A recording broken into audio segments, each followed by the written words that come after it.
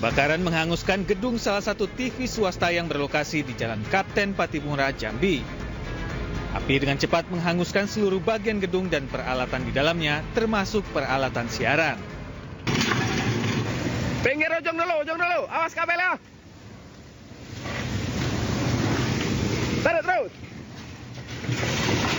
Besarnya api membuat petugas pemadam kebakaran harus berjibaku untuk memadamkannya. Proses pemadaman api pun memakan waktu kurang lebih 1 jam. Api diduga berasal dari ruangan studio 1 dan ruang kontrol siaran di lantai dasar gedung. Kebakaran terjadi saat gedung dalam kondisi sepi. Hanya seorang karyawan yang ada di dalam gedung dan berhasil menyelamatkan diri. Dugaan sementara terjadi korsleting listrik.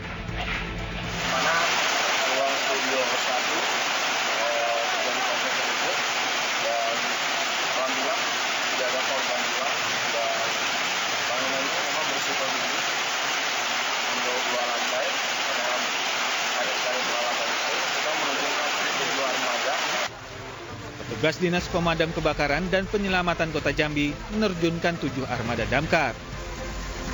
Akibat kebakaran ini, semua peralatan di dalam gedung hangus terbakar. Dari Jambi, Adrianus Susandra, iNews melaporkan.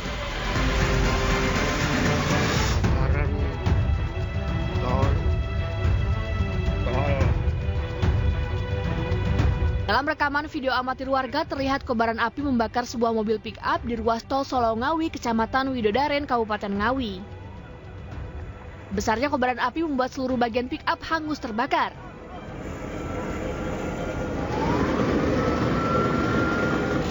Dua unit mobil pemadam kebakaran yang diterjunkan ke lokasi berupaya memadamkan kobaran api.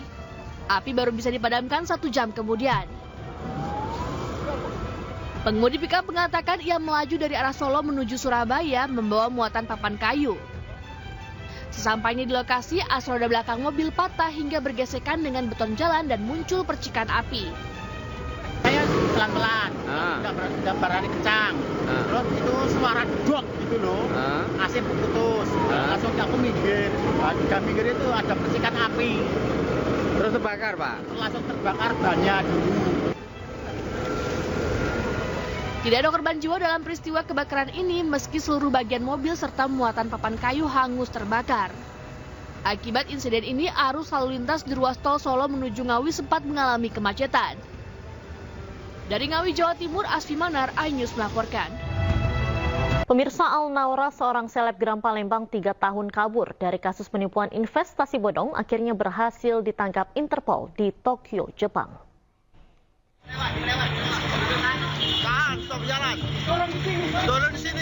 Al-Naura Karima Pramesti, usia 32 tahun, ditangkap Kejaksaan Agung yang bekerja sama dengan Kepolisian Tokyo dan Interpol Jepang. Selebgram asal Palembang ini merupakan buronan Interpol atas kasus penipuan dan investasi bodong. Saat tiba di Bandara Sultan Mahmud Badarudin II Palembang, dengan memakai kacamata hitam berjalan digiring petugas. Menyebalkannya, dirinya malah melambaikan tangan ke para korbannya, terlihat seakan tanpa ada penyesalan dan rasa bersalah. Sebelum berhasil ditangkap oleh Interpol, usai berpindah-pindah tempat dari satu negara ke negara lainnya, dirinya dibawa petugas dengan menggunakan mobil tahanan tiba di Kejaksaan Negeri Palembang. Al-Naura, terpidana selebgram, banyak melakukan penipuan terhadap para korban.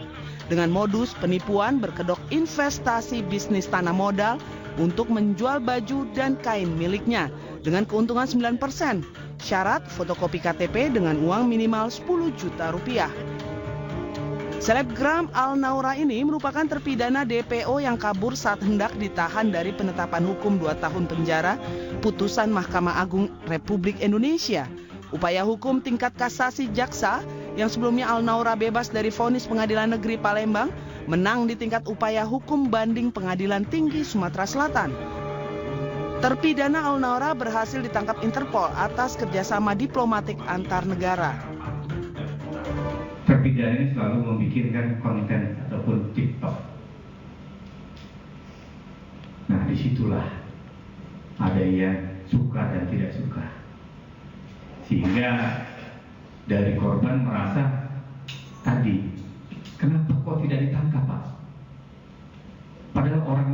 aktif di TikTok. Ya karena yurisdiksinya di luar Indonesia, jadi ada prosedur yang harus kita lalui. Selanjutnya, terpidana selebgram Alnaura Karisma langsung dibawa petugas ke Lapas Perempuan Merdeka guna menjalani putusan hukumnya. Dari Palembang, Sumatera Selatan, Guntur, iNews melaporkan. Pemirsa, seorang pria di Bukit Tinggi, Sumatera Barat nekat berjualan ganja setelah mengikuti tes CPNS. Orang tua pelaku menangis histeris saat polisi menggeledah lemari dan menemukan 39 paket ganja kering siap edar.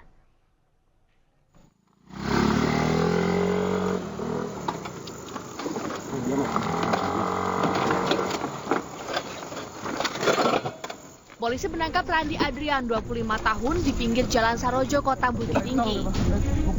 Polisi mengejar motor pelaku hingga kedua sepeda motor terjatuh di jalan. Pelaku yang diduga pengedar narkoba ini mencoba kabur ketika ditangkap saat melintas di gerbang. Pelaku mengaku membawa ganja di dalam kantong depan jaket. Saat didesak polisi, pelaku mengaku memperoleh ganja dari seorang narapidana di Lapas Biaro dan masih menyimpan di rumahnya. 30, ini lah paketan Pak, 10. Mana banyak? 30 buah mungkin langsungnya Pak. Sama duluan baru. 50 apa baru? Paket 50 setelah ya Pak. Tangis histeris kedua orang tua dan adik tak terbendung saat melihat pelaku digiring polisi ke rumahnya.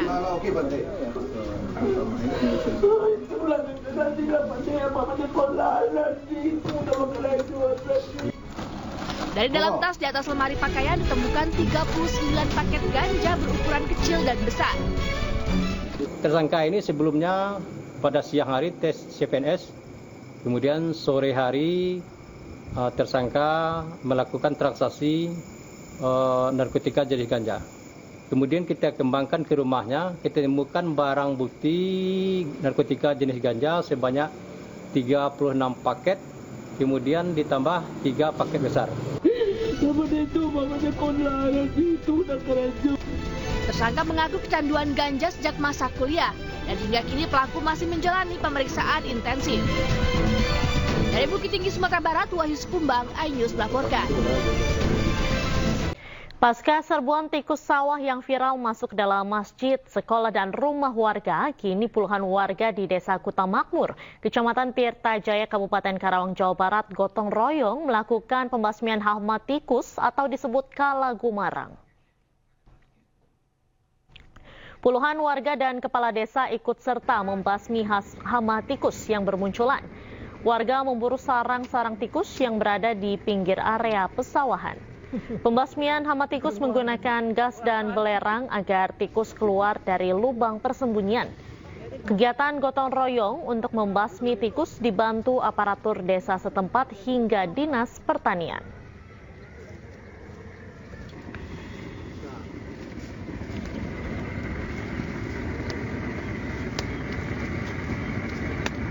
Kenapa tutup namanya?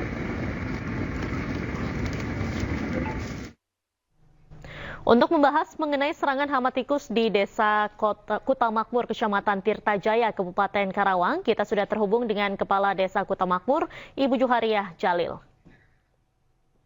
Selamat siang, Ibu Juhariah. Selamat siang. Bu Juhariah, boleh diceritakan mungkin sejauh ini bagaimana kondisinya di desa? Apakah serangan hama tikus ini sudah mulai berkurang atau malah makin bertambah, Ibu? Iya. Jadi kegiatan kalagumarang itu masih berlanjut ya. Direncanakan sampai sore juga insya Allah lubang-lubang tikus aktif itu akan mendapat konsentrasi untuk penanggulangan seperti itu, Bu. Kalau tidak hari ini tidak selesai, mungkin bisa dilanjutkan esok hari. Sejauh ini apa sudah diketahui, Bu, penyebab serangan hama tikus itu sebetulnya apa? Jadi penyebab hama tikus itu mungkin kemarau panjang kemarin mereka penambahan populasinya lebih banyak ya karena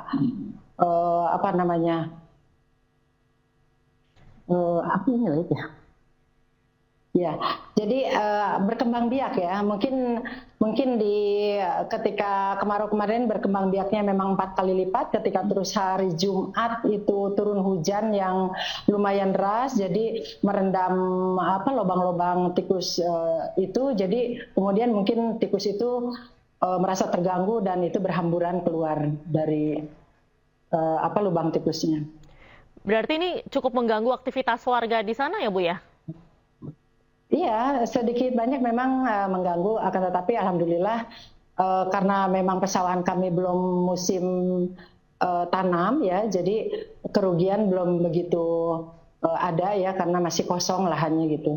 Dan itu juga ada hanya di areal masjid dan sekolah saja, di mana memang berbatasan dengan hamparan sawah. Di sana ada tanggul-tanggul yang besar kemungkinan tanggul-tanggul itu menjadi sarang, Bu. Dan ada juga rawa kecil di belakang sekolah yang kurang terawat, jadi mungkin di sana tempat bersarangnya juga seperti itu. Baik, ini kan tadi juga disebutkan bahwa hama atau serangan hama tikus ini menyerang masjid, sekolah. Apakah ini mengganggu kegiatan ibadah maupun juga kegiatan belajar mengajar di sekolah begitu, Bu?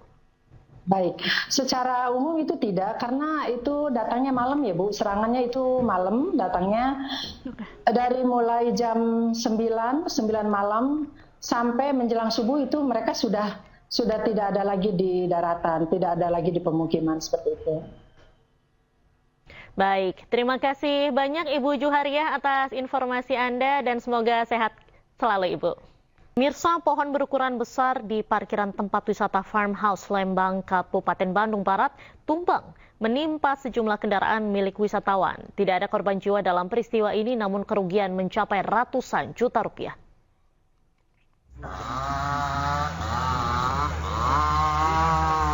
Inilah kondisi pohon berukuran besar yang tumbang menimpa 9 kendaraan milik wisatawan yang terparkir dalam tempat wisata di kawasan Lembang, Kabupaten Bandung Barat, Jawa Barat. Secara tiba-tiba pohon besar tumbang tanpa ada hujan dan angin. Beruntung lokasi parkiran pada saat itu sedang kosong, namun 4 kendaraan mengalami rusak berat dan 5 lainnya rusak ringan. Tidak ada korban jiwa dalam peristiwa ini, namun kerugian mencapai ratusan juta rupiah.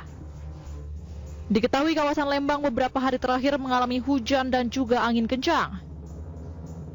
Jadi tiba-tiba terjadi begitu saja. Memang pada saat ini kondisi tidak ada angin, tapi memang sudah beberapa hari terjadi hujan di daerah Lembang. Yang ini musibah ya, jadi yang memang hal yang tidak terduga, tapi segera kami tanggulangi. Pasca terjadinya pohon tumbang, aktivitas wisatawan kembali normal dan rencananya pengelola bertanggung jawab ganti rugi terhadap kendaraan milik korban yang rusak parah. Dari Bandung Barat, Jawa Barat, Yuwono Wahyu, iNews melaporkan.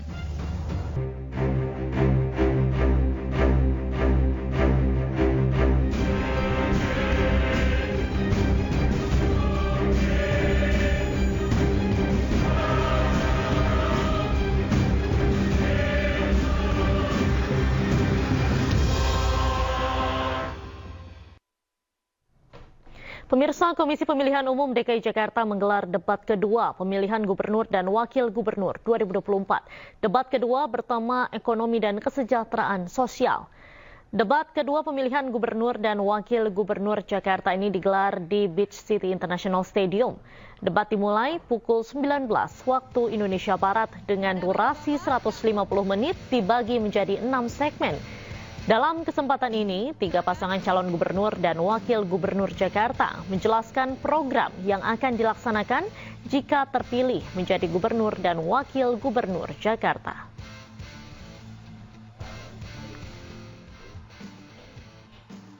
Indonesia Raya dilanjutkan, jingle pilkada dan program kerja, waktu Anda 4 menit.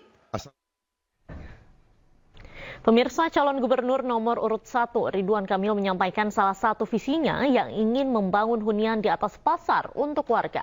Sementara itu calon wakil gubernur Jakarta nomor urut 1 Suswono menjelaskan terkait rencana sekolah menengah atas gratis bersistem zonasi untuk sekolah negeri dan swasta dengan kriteria khusus. Maka dalam kewenangan gubernur ternyata ada pasar jumlahnya 140-an. yang hari ini dalam teori kotanya masih single use, hanya pasar doang 2-3 lantai. Karena lahan mahal, itu bisa 3 fungsi, pasar di bawah, atasnya hunian dan lain sebagainya. Nah, jadi bentuknya bisa dimiliki tapi harus dicek dulu yang namanya status BUMD Pasar Jaya. Jadi kita berinovasi dulu di aturan. Di luar pasar ada atas stasiun juga bisa, di atas jalan juga bisa. Kayak MRT di Blok M, emang dibangun di atas apa? Di atas jalan, berarti kan bisa oleh sebuah peraturan. Justru ini sekolah-sekolah yang pada umumnya mereka ini di perkampungan ini tersedot, ya, ada keluhan dari mereka. Pas setelah ada zonasi, mereka pada lari ke negeri. Yang kedua juga dia dapat gratisan, sementara yang di swasta enggak, ya. Nah, inilah yang akan kita ratakan supaya mereka tidak perlu jauh-jauh, terpaksa harus pakai angkutan kendaraan umum untuk menuju sekolah di negeri itu. Padahal di situ sesungguhnya ada swasta. Nah, tinggal bagaimana kita meningkatkan kualitas. Pemirsa, calon gubernur nomor urut 2 Dharma Pongrekun akan mendidik masyarakat untuk mewujudkan pangan mandiri di Jakarta. Jadi setiap kecamatan kita jadikan kota wisata sehingga pertanian mandiri di situ bisa berkembang.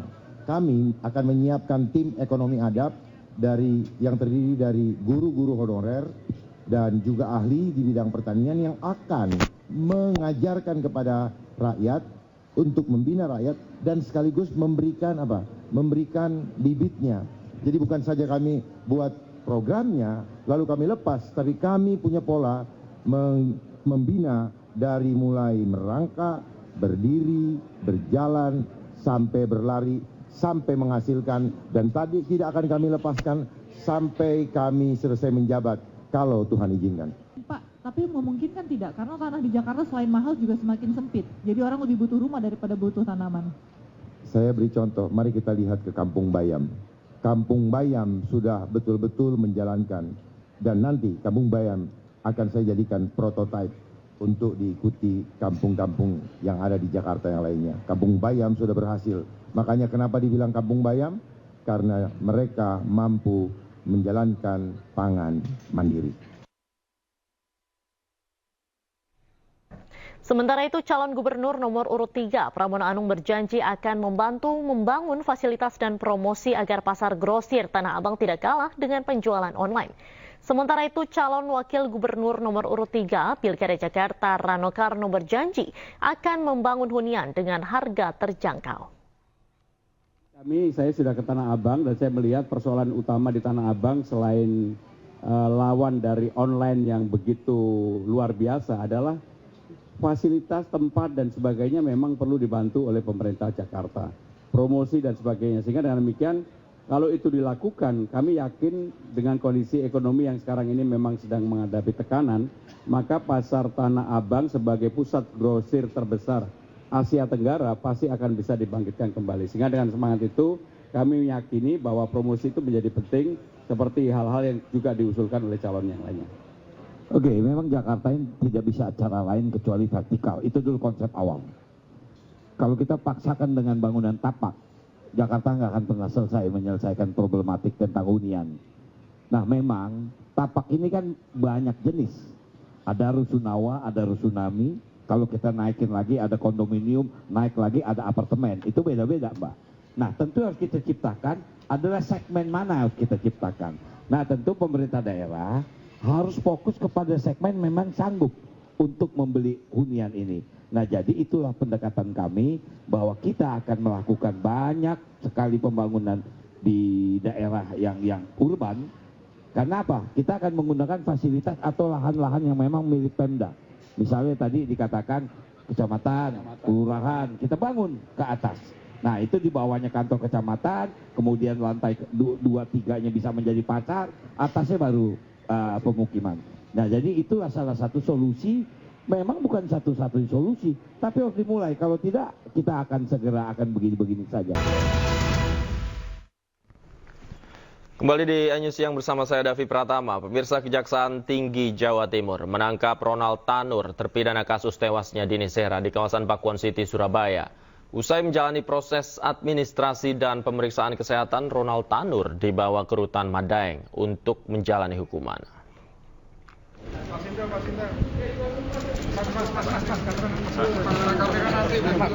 Ronald Tanur ditangkap tim Kejaksaan Tinggi Jawa Timur di rumahnya di kawasan Surabaya, Jawa Timur pada hari Minggu.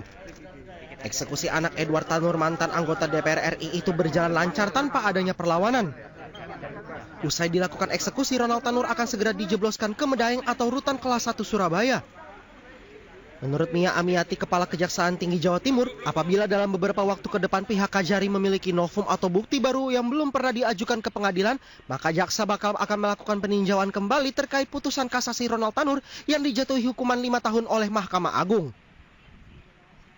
Sesuai dengan yang sudah diketahui oleh teman-teman bahwa majelis hakim pada tingkat Mahkamah Agung memberikan keyakinan bahwa terdakwa terbukti bersalah sesuai dengan dakwaan alternatif kami yang kedua, yaitu mengenai pasal 359 KUHP ayat 3. Jadi artinya bahwa di sini terdakwa itu benar-benar terbukti bersalah. Meskipun dari ukuran dari aturan bahwa kami kecewa, ya boleh kata kecewa, tetapi kami sudah bisa berbesar hati karena yang besar terbukti bersalah. Itu aja. Yang pertama, terbukti bersalah.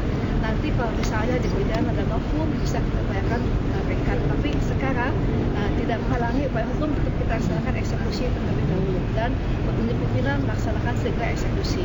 Kemudian dakwaan alternatif mungkin teman-teman masih hafal. Yang pertama berkaitan dengan ke-1 pasal 338 KUHP tentang pembunuhan, kemudian yang kedua pasal 351 ayat 3 KUHP yang saya sampaikan tadi yang terbukti oleh majelis hakim pada tingkat pengadilan Mahkamah Agung, tingkat kasasi, dan yang ketiga adalah dakwaan ketiga ada 359 KUHP dan 351 ayat 1 KUHP dan terbukti di dakwaan alternatif yang kedua.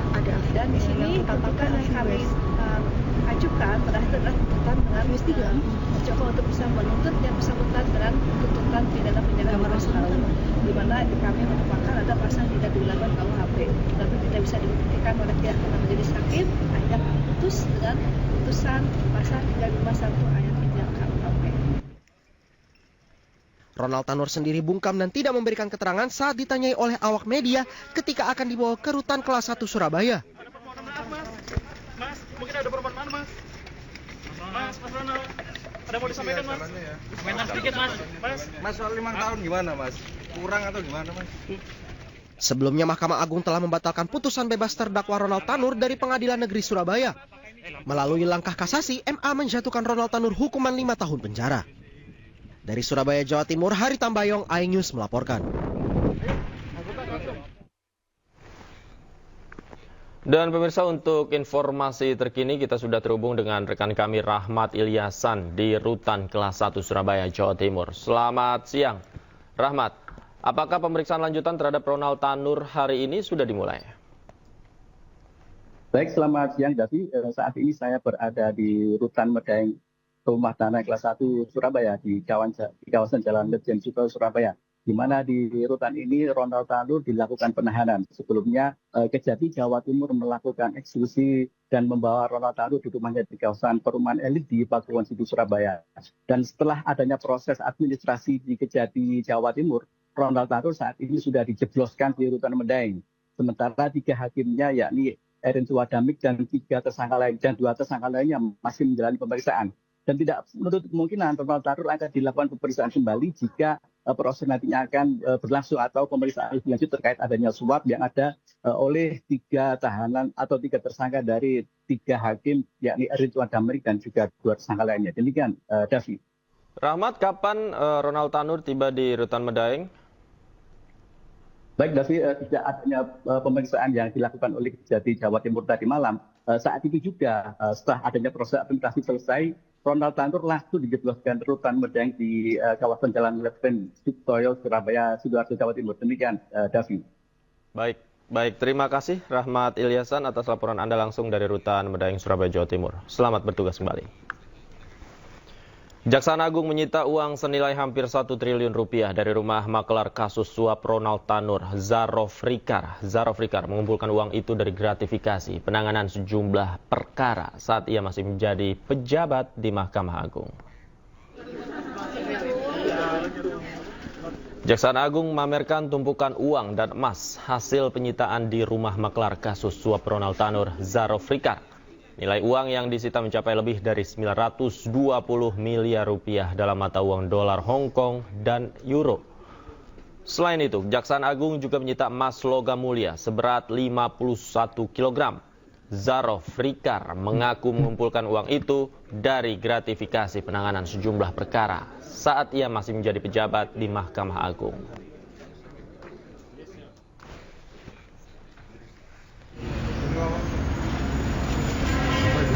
Zaro Frikar kini ditahan oleh Kejaksaan Agung. Zaro Frikar merupakan mantan pejabat di Mahkamah Agung dan pensiun pada 2022. Ia pernah menduduki sejumlah jabatan strategis di MA. Dalam LHKPN, harta kekayaan Zaro Frikar tercatat lebih dari 51 miliar rupiah. Selain itu, Zaro Frikar merupakan produser film Sang Pengadil yang tayang di bioskop Oktober 2024. Film ini berkisah tentang kehidupan seorang hakim. Pak, rambutnya rontok ya, Pak?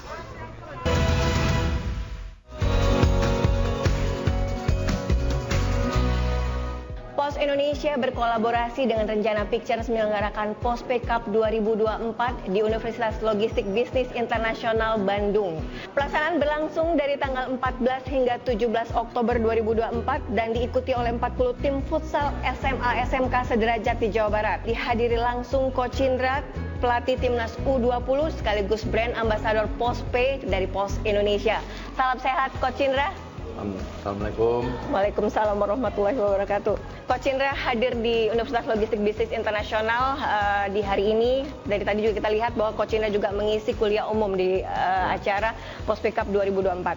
Nah, seperti apa Coach Indra melihat antusias dan semangat dari para peserta kuliah umum dan juga para peserta turnamen futsal ini, Coach? Saya pikir PT Pos nggak punya universitas ini, punya universitas sendiri, dan alhamdulillah yang saya sampaikan adalah pengalaman saya dalam membangun tim nasional, di mana pentingnya peran leadership, dan di situ tadi kita juga berdiskusi dengan para mahasiswa, banyak pertanyaan yang mereka cukup antusias, dan saya sangat senang melihat para mahasiswa menyampaikan pertanyaan-pertanyaan yang tentu saya jawab sesuai dengan apa yang saya lakukan dalam membangun tim nasional selama ini. Oke, Coach, sebagai pelatih nasional dan brand ambassador Postpay dari Pos Indonesia, bagaimana Coach Indra melihat keterlibatan PT Pos Indonesia dalam mendukung para talenta-talenta ya, khususnya di bidang olahraga ini, Coach? PT Pos adalah BUMN ya, Badan Usaha Milik Negara, yang salah satunya tentu punya kontribusi di dalam pembinaan generasi muda. Dalam hal ini, Postpay membuat suatu turnamen Postpay Cup yang diikuti oleh anak-anak SMA. Saya pikir manfaatnya banyak sekali. Pertama tentu memberikan kepada anak-anak ekstrakurikuler bagi para pemain, dan yang kedua tentu memberikan semangat kompetitif kepada mereka dan sportivitas, dan tentu tidak tertutup kemungkinan dari antara mereka memang ada pemain-pemain yang berbakat yang untuk bisa menjadi nanti pemain tim nasional futsal Indonesia. Oke, ini juga bisa menjadi ajang untuk mencari bakat lah ya, Coach, ya, di bidang olahraga khususnya di futsal ini ya, Coach ya? Iya, pasti, karena pasti setiap turnamen, setiap event olahraga ujung-ujungnya tentu mencari bibit-bibit unggul atau talenta-talenta yang berkualitas. Oke, nah Coach, di era dengan kemajuan teknologi ya tentunya, melalui aplikasi Postpay, nah Coach sebagai brand ambassador melihat teknologi yang dimiliki Pos Indonesia sejauh ini seperti apa, Coach? Saya kan pelaku pegawai PT Pos di tahun 85. Kalau dibandingkan dengan sekarang, kemajuan PT Pos sangat luar biasa, terutama di bidang IT, dan saya pikir banyak inovasi-inovasi yang dilakukan oleh PT Pos Indonesia sesuai dengan tuntutan zaman, dan saya berharap PT Pos Indonesia semakin ke depan semakin maju dan tentu tidak kalah pentingnya ada inovasi-inovasi baru, baik itu tentang produk, pelayanan dan lain sebagainya. Peserta turnamen futsal ini dan apa sih pesan yang ingin Coach sampaikan kepada para peserta di ajang ini, Coach? Pertama tentu untuk penyelenggara, dalam hal ini POSPE atau PT POS Indonesia, berharap event ini tidak terhenti hanya satu kali ini saja, tapi mungkin bisa setiap tahun nantinya, dan tidak tertutup kemungkinan untuk cabang lain. Mungkin futsal, mungkin besok sepak bola dan lain sebagainya. Dan untuk para peserta tentu pergunakan kesempatan baik ini untuk berkompetisi dengan menjaga nilai-nilai di luar kalah menang, karena menurut saya olahraga atau pertandingan atau kompetisi tentu penting untuk menjadi yang terbaik, tetapi jangan untuk menjadi yang terbaik itu menjadikan atau menghalalkan semua cara. Karena ada yang sering saya sampaikan di beberapa pertemuan, kemenangan yang dicapai dengan cara yang enggak baik itulah kekalahan. Tapi kalau kekalahan yang sudah diperjuangkan dengan cara-cara yang baik dan maksimal, itulah kemenangan yang hakiki. Oke. Coach, semangat pemuda tentunya juga diharapkan untuk Indonesia lebih maju ya, Coach ya. Nah, terakhir Coach, apa harapan Coach Indra sebagai pelatih timnas tentunya, dan juga harapan terhadap industri olahraga ke depan ini, khususnya di bidang baik itu futsal maupun sepak bola, seperti apa, Coach? Secara umum, semua bidang membutuhkan generasi baru yang berkualitas. Khusus untuk sepak bola, saya berharap akan lahir pemain-pemain yang kualitasnya jauh lebih baik dari sekarang ini. Dan untuk semua yang berbakat di sepak bola, jangan ragu, karena sepak bola bisa menjadi profesi, dan dengan kepemimpinan Ketua Umum yang sekarang, Pak Erick Thohir, dan industri sepak bolanya juga makin maju ya. Saya yakin akan berkembang jauh lebih baik. Oke, Coach Indra, terakhir harapan untuk POS Indonesia dengan adanya berbagai macam aktivitas yang sudah dilakukan selama ini, dengan dukungannya terhadap bidang olahraga ini seperti apa, Coach? Sebagai alma mater di PT POS Indonesia, saya sangat happy, sangat senang melihat kemajuan PT POS, dan tentu PT POS juga perlu support dari pemerintah untuk bisa berkembang lebih baik. Dan saya berharap juga PT POS tentu menekuni bidang usahanya, tapi jangan lupa untuk pembinaan generasi. Itu penting ya, Coach ya.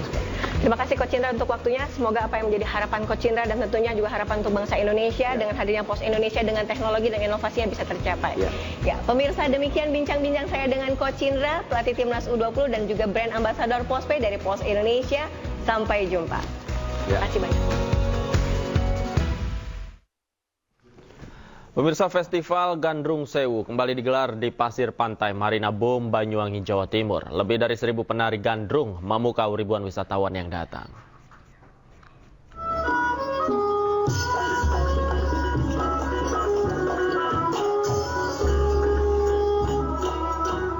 Berlatar Laut Selatan dan Pulau Bali, sebanyak 1.350 penari gandrung sukses memukau ribuan penonton.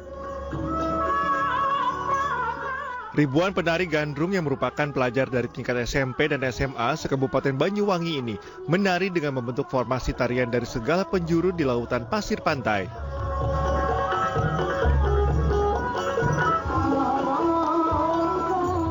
Mengusung tema Payung Agung Diversity of Culture, Gandrung Sewu menjadi jendela beragamnya kekayaan budaya Nusantara yang hidup secara harmonis di Banyuwangi.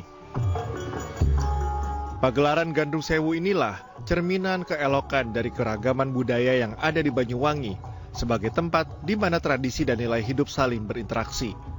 Meskipun berbeda namun saling menghargai, menghormati, dan mendukung satu sama lain. 2 kali, tahun 2023 temanya Omprok The Glory of Art, dan tahun ini temanya Payung Agung.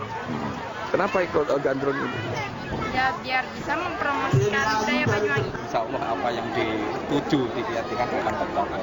Sehingga ini diimplementasikan dalam gandrung ini mewujudkan bahwa mudah-mudahan Gandrung ini akan didengar oleh dunia, tidak hanya Indonesia saja, bukan hanya Banyuwangi, sehingga dengan Gandrung Sewu dengan tema Payung Agung ini mudah-mudahan sampai usaha kita juga Allah Tuhan Yang Maha Esa juga akan memberikan sinar terang bagi perkembangan khususnya pariwisata di Kabupaten Banyuwangi melalui event Gandrung Sewu.